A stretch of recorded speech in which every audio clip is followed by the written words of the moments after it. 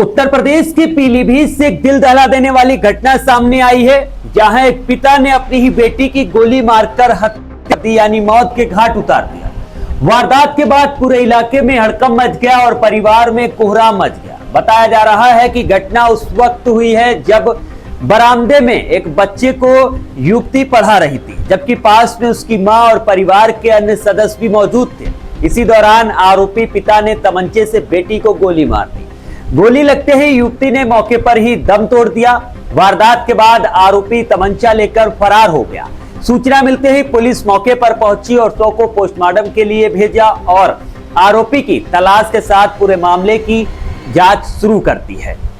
दरअसल media reports के मुताबिक घटना बीसलपुर कोतवाली क्षेत्र के गांव रामपुरा नौगवा की बताई जा रही है। बताया जा रहा है कि शुक्रवार देर शाम गांव निवासी अजय पाल नशे की हालत में घर पहुंचा और आते ही परिजनों से विवाद करने लगा।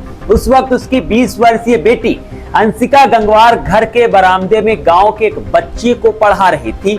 उसकी मां श्वेता और परिवार के अन्य सदस्य भी वहीं पर मौजूद थे, लेकिन क्या पता था इतना बड़ा हादसा हो जाएगा। आरोप है कि कहासुनी के बीच अजय पाल ने तमंचा निकाला और बेटी अंशिका पर गोली चला दी। गोली अंशिका की बाईं आंख के पास लगी, जिससे वो बरामदे में गिर पड़ी और मौके पर ही उसकी मौत हो गई। फायरिंग की आवाज सुनकर आसपास के लोग मौके पर पहुंचे, लेकिन तब तक आरोपी तमंचा लेकर फरार हो चुका था। घटनास्थल से पुलिस को एक जिंदा कारतूस भी मिला। सूचना मिलते ही सीओ बीसलपुर राहुल पांडे और कोतवाल संजीव कुमार शुक्ला पुलिस बल के साथ मौके पर पहुंचे। फील्ड यूनिट ने घटनास्थल की जांच करके साक्ष्य जुटाए। पुलिस ने शव को पोस्टमार्टम के लिए भेज दिया है। बताया जा रहा है कि बेटी पर गोली चलने के बाद आरोपी ने अपनी पत्नी को भी निशाना बनाने की कोशिश की।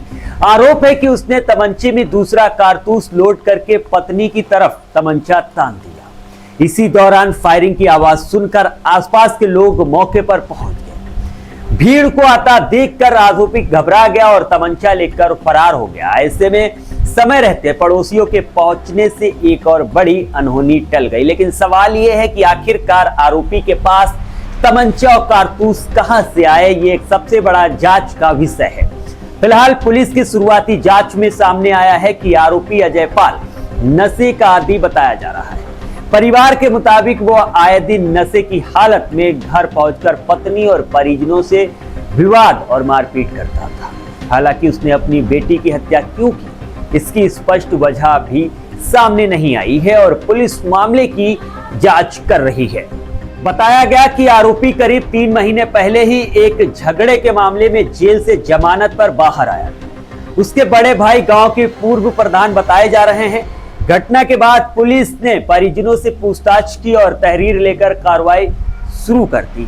अंशिका 4 भाई बहनों में सबसे बड़ी थी। उसके बाद अनुज, अनामिका और अंकित।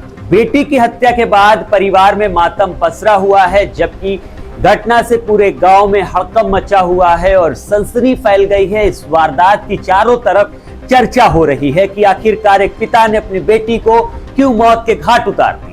पुलिस ने फिलहाल आरोपी की गिरफ्तारी के लिए 4 टीमें गठित की हैं। पुलिस टीमें संभावित ठिकानों पर दबिश दे रही हैं।